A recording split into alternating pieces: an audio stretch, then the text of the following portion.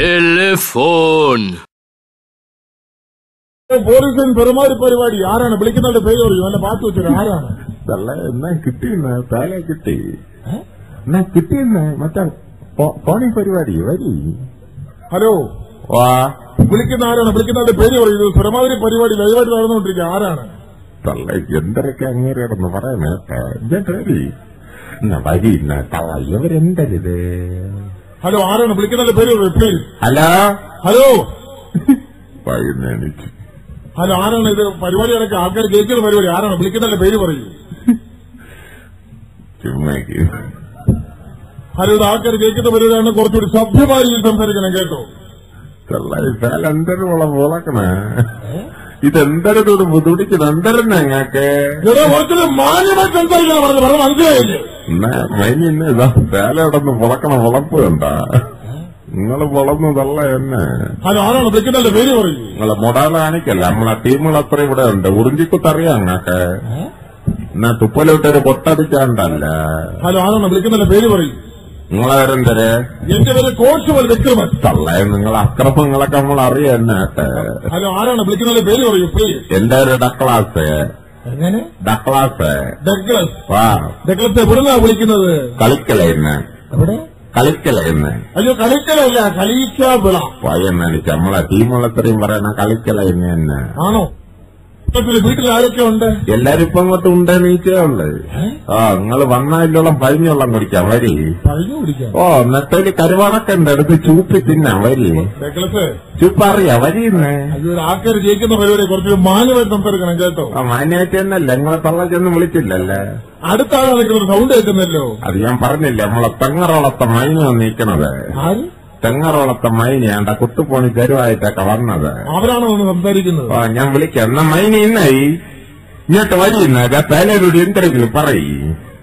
തള്ള ഇവരെന്തര അവിടെ കിടന്ന് കൊതറാണ്. ഇങ്ങോട്ട് വരിയുന്നേ.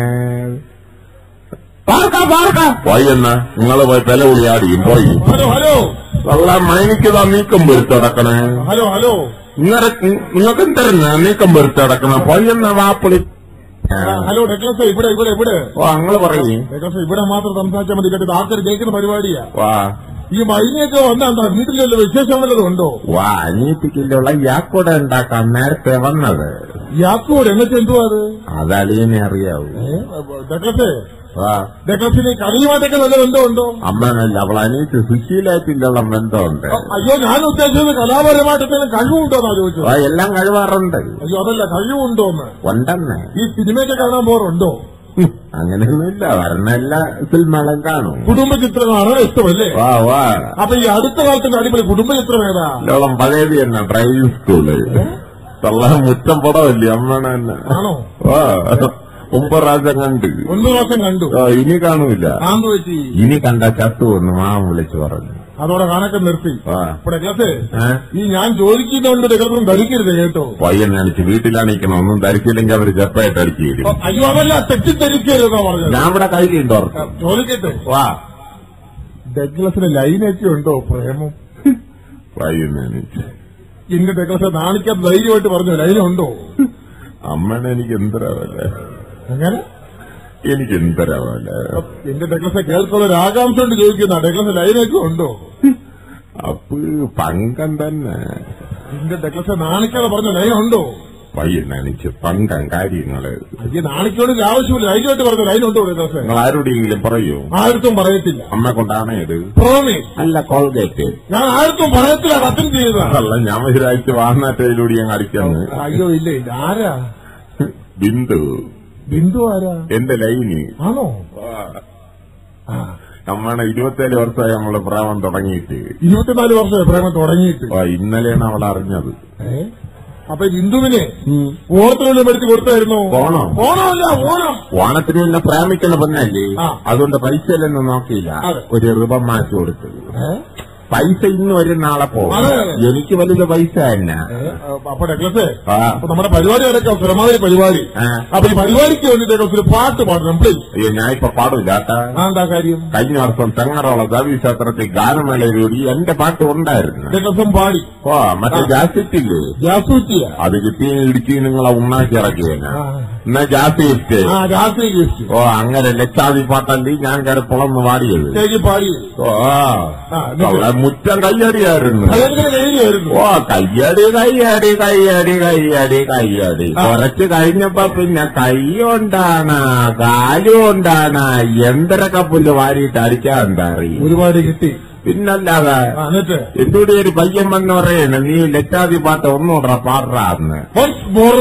ആ തള്ളക്കൊന്നും വിളിച്ചില്ല. അയ്യോ അതല്ല, വീണ്ടും പാടാൻ പറഞ്ഞു. നമ്മൾ ഈ അങ്ക തറവാട്ടിലൊക്കെ എല്ലി ജനിച്ചത്. അതിന്റെ പറഞ്ഞ് പിന്നെ തച്ചോളി തച്ചോളി എന്നല്ലേ നമ്മളെല്ലാരും വിളിക്കണ. തച്ചോളിന്നോ? തച്ചോളി. നമ്മൾ അങ്കച്ചാവരുടെ ഒക്കെ മാനല്ലേ നമ്മളെ. തച്ചോളിന്ന് വിളിക്കുന്നത് അവര് തച്ചോളി എന്ന് പറഞ്ഞിട്ടാണ് പാടാൻ പറഞ്ഞത്. യാഥാർത്ഥത്തിൽ വിളിച്ചെന്ന് എനിക്കറിയാം. എന്നെ പറഞ്ഞു അങ്ങോട്ട് പാടേന്ന് പറഞ്ഞു. ഞാൻ ഒരു റാസം പാടി, 2 റാസം പാടി, 3 റാസം പാടി.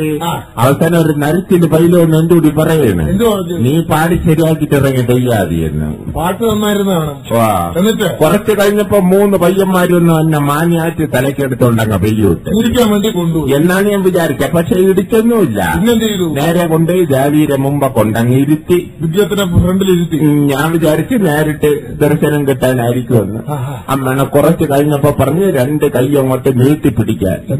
ഞാൻ വിചാരിച്ച് പൈസ എന്ന് പറഞ്ഞുകൂടായിരിക്കുമെന്ന്. കണ്ണടച്ച് തുറക്കും മുമ്പ് 2 കൈയിലും അവന്മാർ 5 കിലോ കർപ്പൂരം വീതിട്ടാൻ കത്തിച്ച്.